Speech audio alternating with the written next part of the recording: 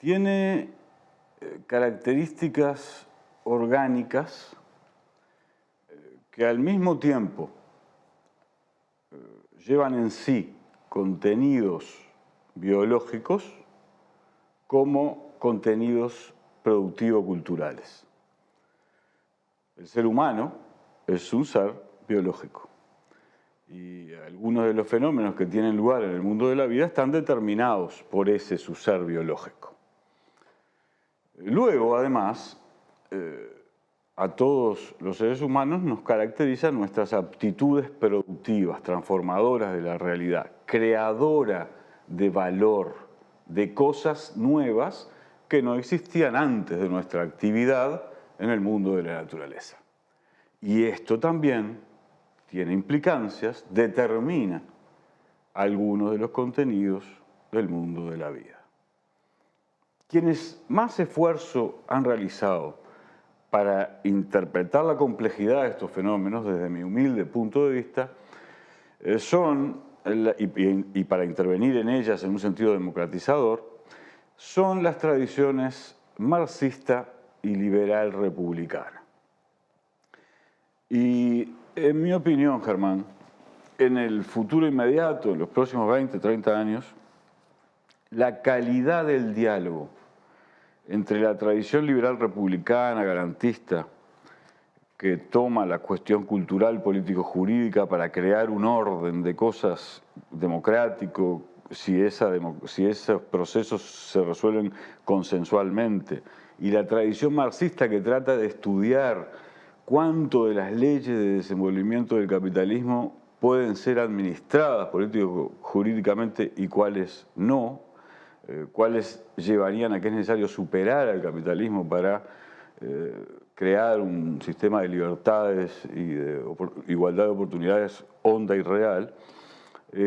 A mi juicio, el diálogo entre estas tradiciones es absolutamente vital para evitar una sucesión de catástrofes, como por ejemplo la emergencia de neofascismos, radicalismos, populismos de derecha e izquierda, voluntarismos, espontaneísmos, de la gente que puede reaccionar ante las dificultades para resolver los problemas, por ejemplo, de la igualdad. Y nombro la palabra igualdad porque yo sé que vos has prestado mucha atención al diálogo conflictivo entre distintas tradiciones del liberalismo. Podríamos decir la de Hayek, Friedman y la de Keynes, por decir algo. Explícanos en qué consiste, cuál es el contenido de ese debate y cuál es su importancia para el mundo actual, naturalmente. Yo creo que, desde el punto de vista... Y obviamente podés opinar sobre lo que dije, criticarme y someter a crítica a lo que dije. Yo te había advertido que en realidad venía con más preguntas que respuestas, así que esa dinámica se va a dar naturalmente. Dale. Pero sí, yo empecé justamente a interesarme, como te decía, son primeros pasos exploratorios para tratar de entender a partir de una idea que creo que es la que nos convoca hoy, la que vos estás justamente comentando. Bueno, si nos proyectamos ahora hacia adelante, ¿cómo está el estado de la situación desde el punto de vista cívico, de alguna manera del diálogo, de la erosión de algunas nociones básicas de convivencia, de cara a enfrentar unos desafíos que cada vez son más grandes, porque ya los eran y porque la pandemia los exacerbó? Entonces, en ese punto de vista, yo lo que tenía inicialmente era, la comprensión y obviamente y muchos datos en relación a que el mundo era justamente un mundo desigual.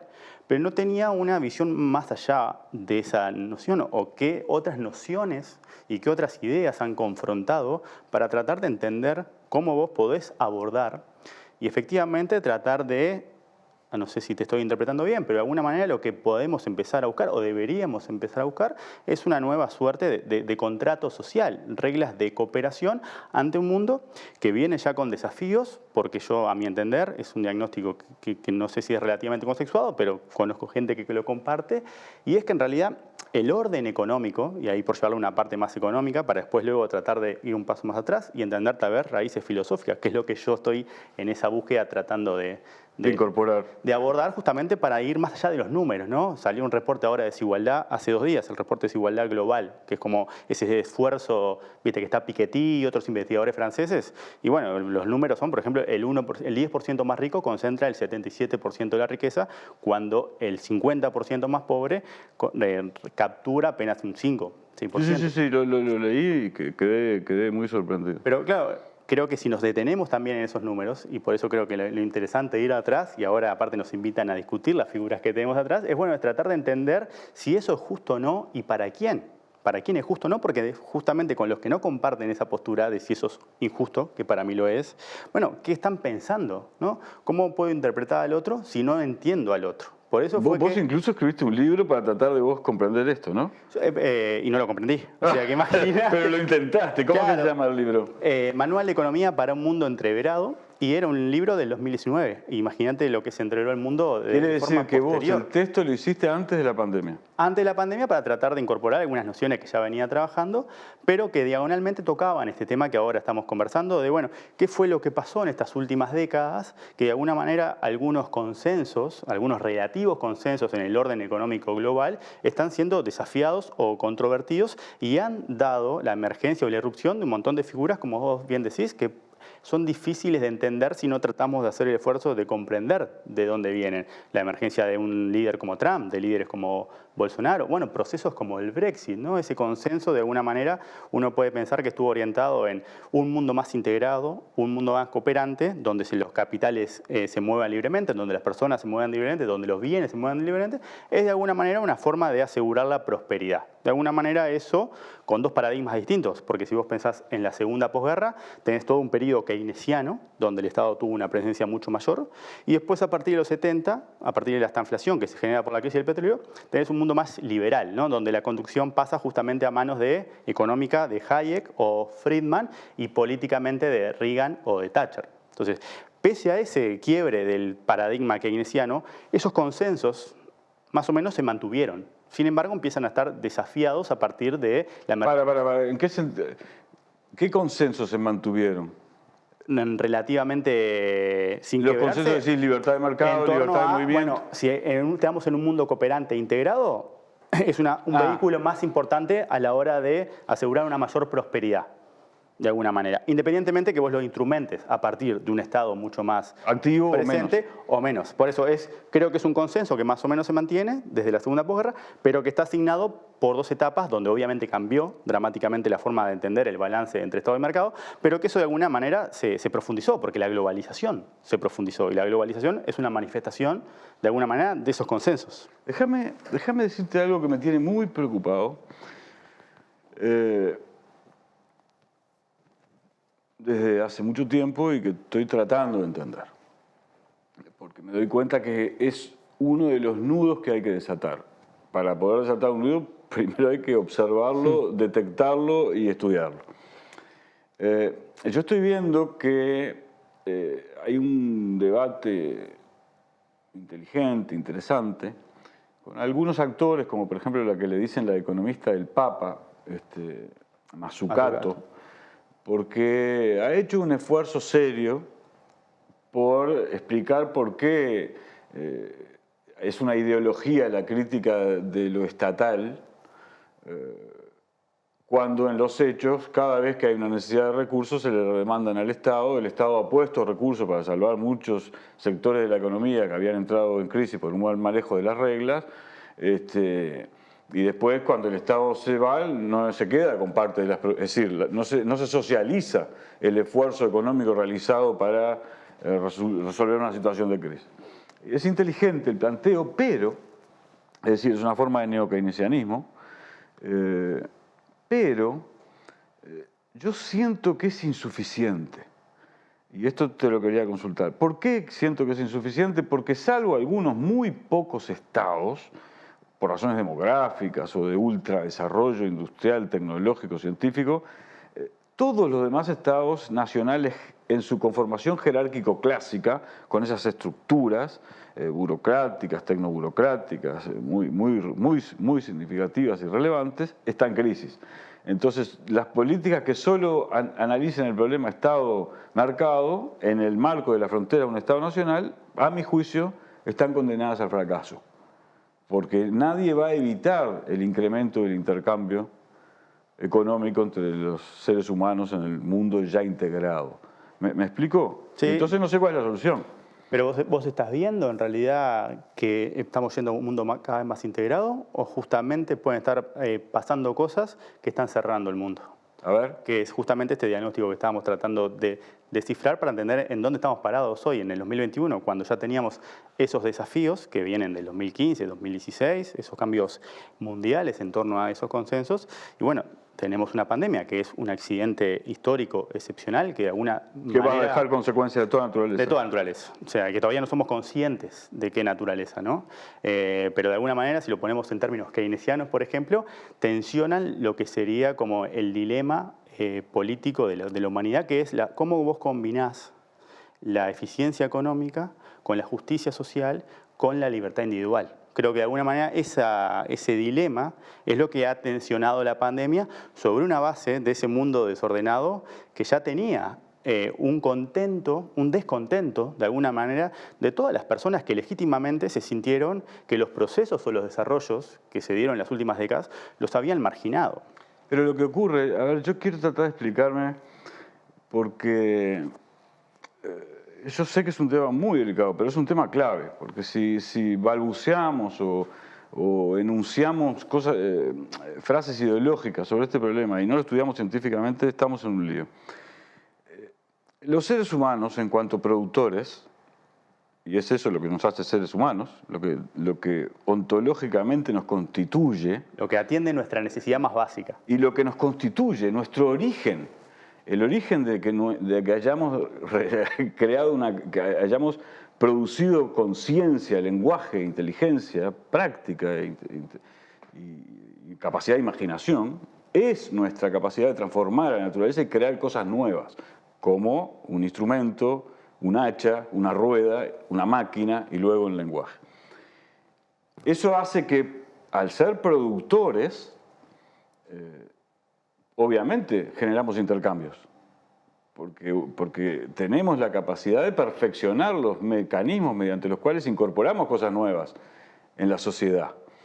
Entonces los intercambiamos, porque además quien habita en un espacio geográfico tiene más condiciones de producir tal cosa, quien habita en otro, y el intercambio del comercio ha generado un mercado mundial. Y nadie va a retrotraer al mundo el aislacionismo que buscaron Trump. Nadie lo va a hacer, porque ya somos una humanidad integrada y es natural que seamos una humanidad integrada porque somos productores e intercambiamos y creamos formas de comunicación como por ejemplo, que son capaces de hasta crear un mundo paralelo y nuevo y ampliado. Entonces yo siento que cuando escucho hablar de que las cadenas y que van a traer esto para acá y para allá, el capital va a ir a buscar el lugar donde obtenga beneficios y donde reduzca los costos para poder valorizar el capital. Y va a movilizarse, va a seguir movilizándose y los seres humanos van a seguir intercambiando. Y eso me plantea enormes interrogantes, ¿entendés? Porque entonces yo digo, bueno, entonces ¿la solución cuál es? La solución quizá es empezar a construir seres conscientes de que tenemos que ir de la lógica de la competencia a la lógica de la cooperación. Pero yo no soy un idealista, como era un poco Rawls con su teoría de la justicia, a quien valoro enormemente por su aporte civilizatorio, cultural.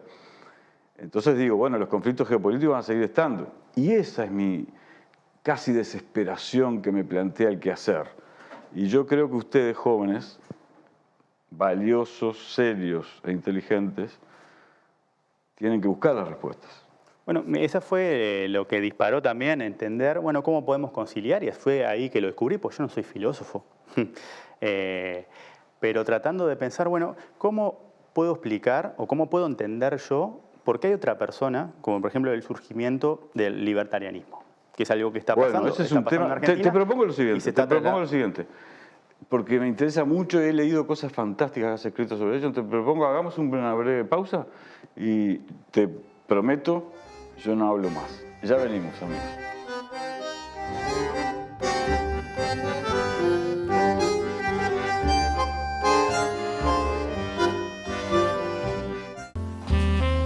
¿El periodismo es libre o es una farsa? Así lo decía Rodolfo Walsh. Apoyá el periodismo libre. Apoyá Caras y Caretas. Da vuelta, ahí, tan. Es un honor formar parte de Caras y Caretas TV, donde hay lugar para todo tipo de contenido y también para el humor. ¡Sumate!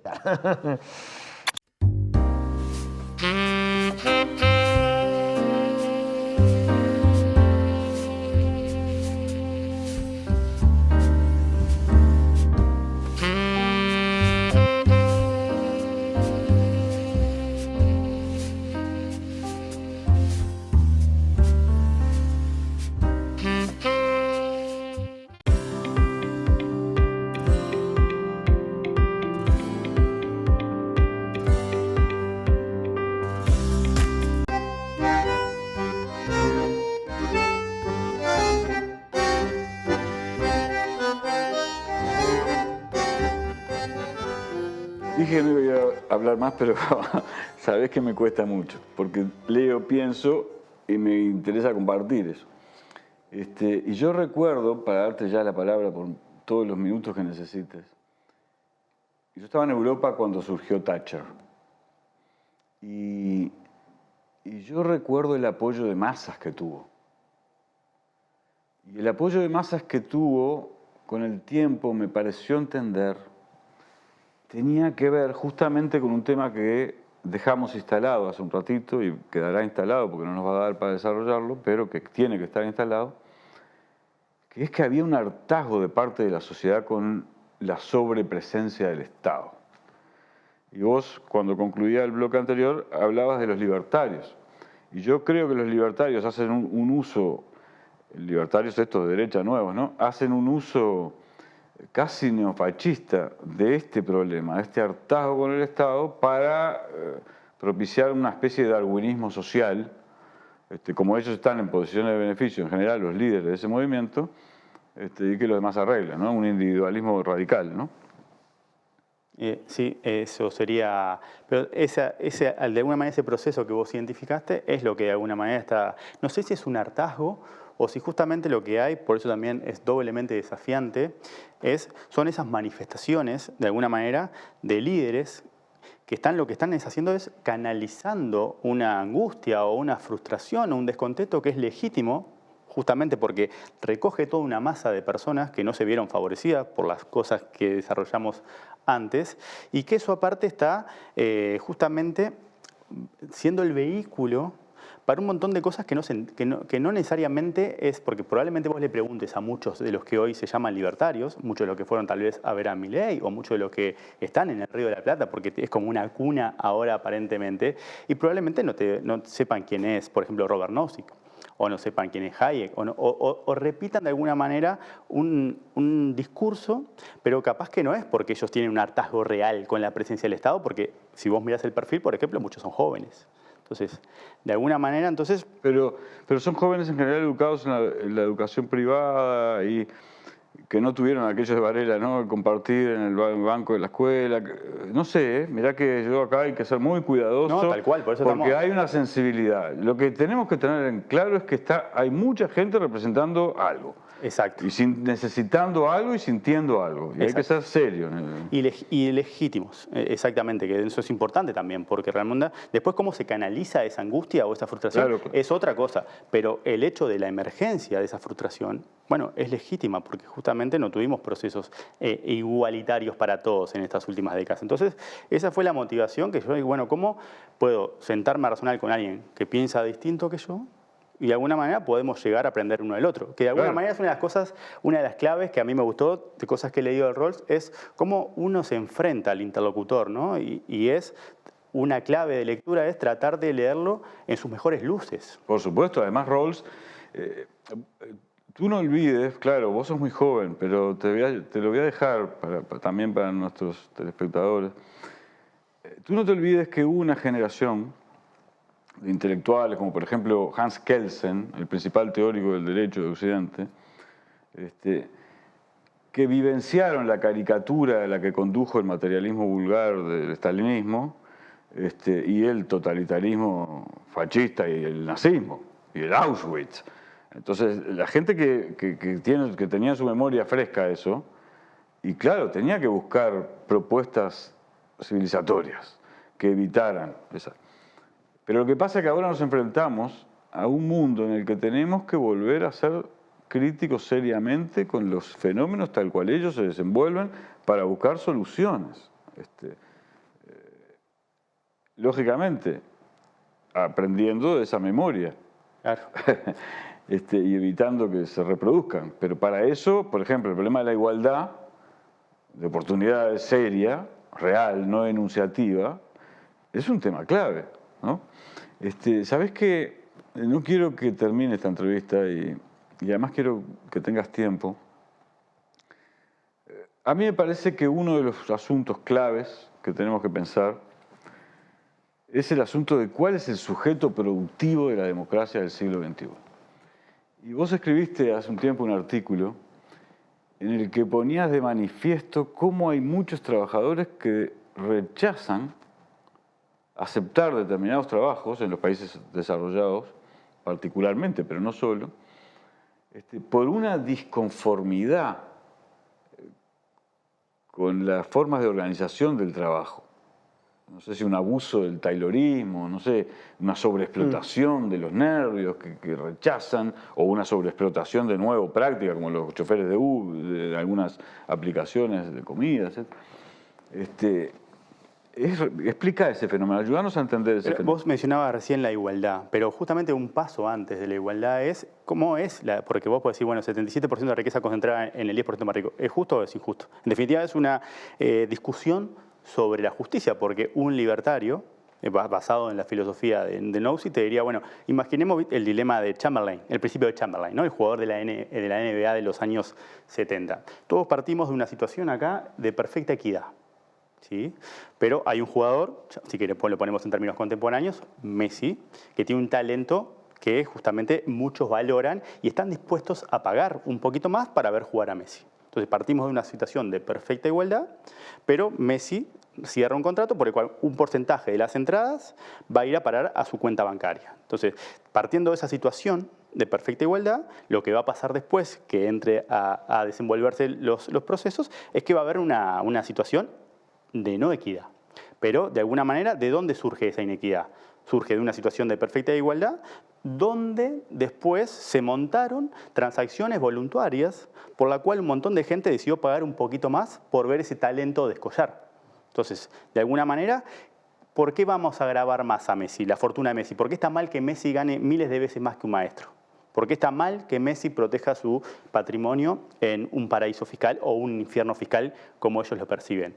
¿No? Si, de alguna manera, si entender como ese principio es, bueno, hay una situación de qué es lo que, contra qué se está atentando si graban más a Messi. Bueno, de la filosofía libertaria contra su derecho natural de ser el amo de sí mismo.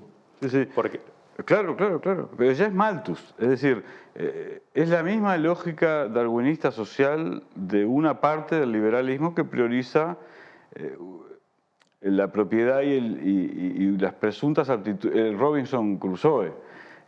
Lo que pasa es que no corresponde con el desenvolvimiento. Ellos no podrían, Messi puede tener talentos y virtudes particulares, por suerte. Y por suerte también Ezra Pound tenía talentos poéticos particulares, y Eliot, y Rimbaud, y Onetti, y Borges. Pero pudieron ser lo que fueron porque el trabajo social humano construyó las universidades a las que fueron, los estadios en los que juegan, las carreteras con las que las personas llegan. Entonces, partir de esa lógica, qué interesante, que está bien que lo planteaste, porque otro nudo que tenemos que pensar bien es, y lo voy a decir con toda transparencia, contra esta ideología, formas de darwinismo social, la teoría de los derechos naturales. De los derechos naturales, el estalinismo construyó el colectivismo forzado, que era una cosa grotesca,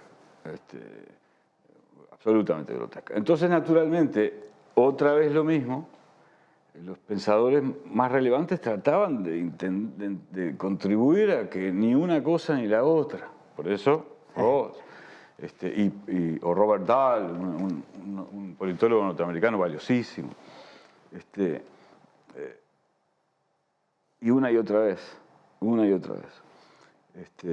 Pero ya hemos avanzado tanto en el conocimiento desde el punto de vista neurocientífico, desde el punto de vista antropológico. Pero si avanzamos tanto, ¿por qué entonces volvemos a discutir estas cosas y no las resolvemos? Porque no tienen una resolución. No. Pero tampoco ese avance, de alguna manera, contribuye a generar un acervo que de alguna manera nos permita llegar a resolver ese problema. Entonces, mi hipótesis primogénita de alguna manera, es si efectivamente esto tiene una solución o no, o si efectivamente lo que tenemos que ver es no ese problema de pensar, porque eso es legítimo que alguien venga y diga, yo entiendo que esta es la filosofía que a mí me representa, y básicamente las justicias son formas distintas de ver los distintos fenómenos, y una desigualdad galopante no necesariamente es injusta, y eso no justifica moralmente que un Estado intervenga para redistribuir. Básicamente, si vos lo querés reducir a dos preguntas, es ¿los recursos con los cuales vos hiciste tu riqueza son legítimamente tuyos? Y después, ¿tu riqueza aumentó o no en función de intercambios voluntarios? Entonces, si eso es así, si la respuesta es afirmativa a las dos preguntas, bueno, vos podrías decir, bueno, no tenemos nada que hacer grabando a Elon Musk, por ejemplo, o a Bill Gates, porque de alguna manera... Ojo que está bien planteado.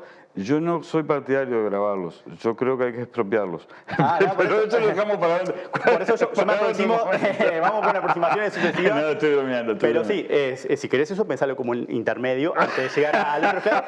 Pero yo te diría, esto es moralmente injusto, porque es distinta una desigualdad, por ejemplo, generada la riqueza de Carlos Slim, el mexicano, sí. que viene justamente de la expropiación o no la expropiación, sino la captura del Estado a través de un monopolio ilegítimo de las telecomunicaciones. Entonces, cuando eso viola esas dos preguntas nausiquianas de alguna manera, y eso sí justifica, pero no justifica para redistribuir, porque está mal que Carlos Slim tenga miles de millones más que una maestra, pero no de Bill Gates, porque él sí, con su talento que le pertenece, y a partir de que todos nosotros decidimos tener su sistema operativo, él se hizo millonario. Pero entonces son distintas formas de... eso como para entender, bueno, contra qué piensa la persona que piensa distinto que yo, y cómo yo tengo que hacer ese ejercicio de tratar de leerlo en sus mejores luces. Y esto es lo que yo sintetizo a partir de lo que están pensando hoy los que justamente están de alguna manera yendo hacia el otro lugar, hacia un Estado mucho más chico y hacia un individuo mucho más grande.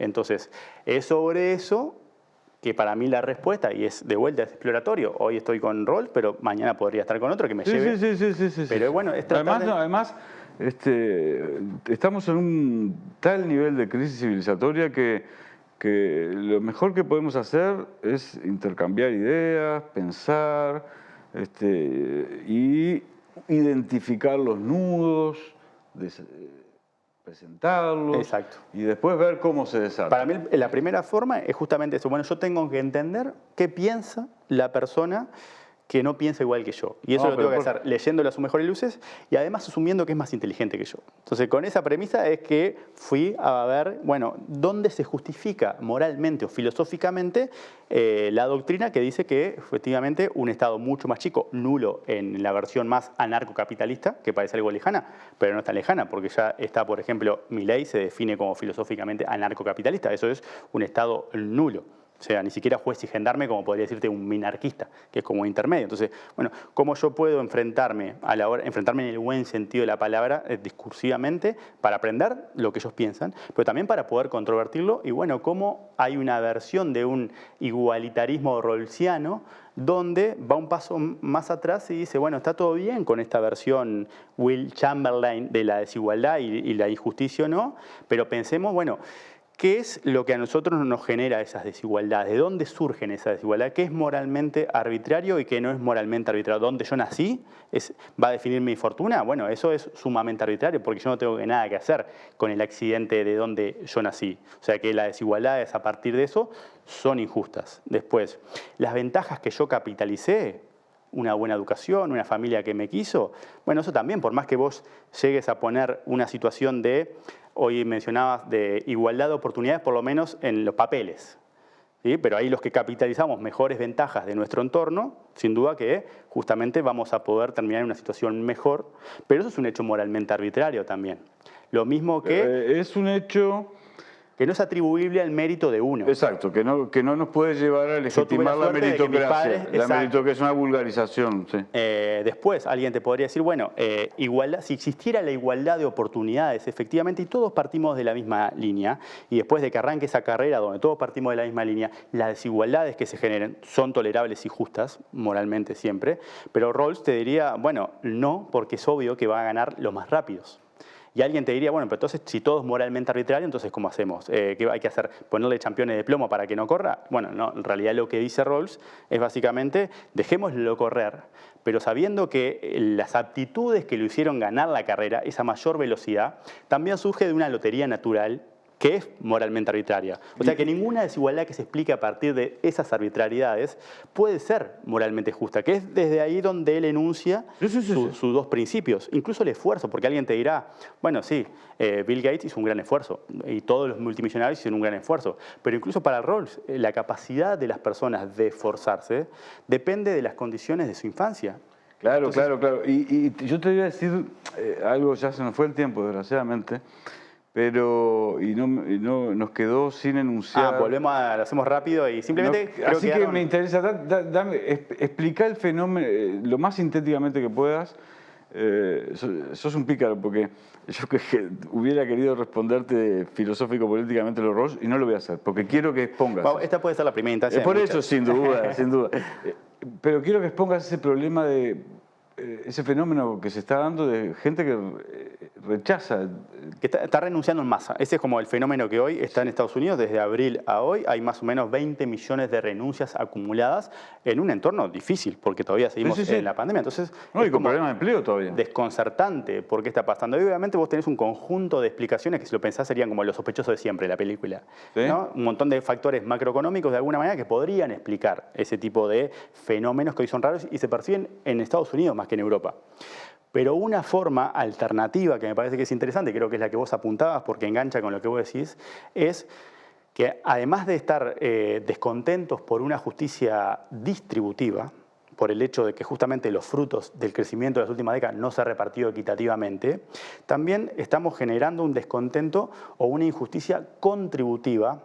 Y los desarrollos de las últimas décadas básicamente hicieron nuestro foco en nuestro rol como consumidor. Y como consumidores, nosotros queremos cosas que no queremos como productores, porque yo como consumidor quiero un acceso a mayores bienes y servicios, bueno, lindo y barato, más rápido y mucho más barato. Y no me importa que eso se produzca en condiciones que yo no asumiría para producir yo. Entonces, claro. Pero yo también soy, como bien vos dijiste, un productor. Entonces yo tengo una dualidad conflictiva entre mi rol de consumidor alimentado magistralmente por 4 décadas de aumento de la globalización, ¿sí? Pero en mi rol como productor, lo digo personal, pero en realidad la gente lo que está percibiendo es que lo que hoy se está lesionado es su estatus como productor. Y nuestro estatus como productor es el que nos permite justamente contribuir, ¿sí? Generando cosas que nuestros conciudadanos valoran. De alguna manera, un mercado laboral no es solamente un vehículo para ganar recursos para consumir. Es una forma en la que yo tengo de hacer mi aporte para una suerte de bien común que es reconocido por todos. Pero justamente lo que aparentemente está en crisis es ese estatus de productor. El hecho de que hay mucha gente que el sistema le dice lo que vos producís no vale nada. Y vale muchísimo menos que lo que produce otra persona que es multimillonaria. Conozco bastante bien el tema porque es el drama eterno y viejo de la producción artística. Para el productor de arte, este es un tema viejo. Ahora aparece porque ya son otros productores los que dicen, no, ¿cómo es esto? ¿No? Y por productor que se entienda cualquier cosa que hagamos. Esta entrevista es algo que nosotros estamos publicando. Esto es una producción. Claro, no es productor en el sentido de una empresa, en el sentido de las del cosas que valor. hacemos, sea una artesanía, sea una tarea de cuidados, sea una enésima parte de un bien manufacturado. Es ese rol que tenemos. Escribir una columna de prensa, que eso se valore, porque eso atiende nuestra necesidad humana de pertenecer. Cuando concluya este ciclo del Templo del Futuro, voy a hacer lo que me enseñaron. Te agradezco mucho que hayas estado en el Templo del Futuro. Voy a hacer lo que me enseñaron desde adolescente a hacer, que es, una vez que hayas concluido una parte de una obra, despedazala, para ver qué cosas es bueno reproducir, darle continuidad, y qué cosas modificar, transformar, perfeccionar en búsqueda de la excelencia. Quizás sea bueno convencer a unos cuantos Germán de Agosto a una vez por semana, una vez por mes, participar de debates desde distintas composiciones filosóficas, económicas, para identificar los nudos desde esas posiciones, para enriquecer la calidad de nuestra cultura y de nuestra mirada. Nos reencontramos el próximo jueves, amigos.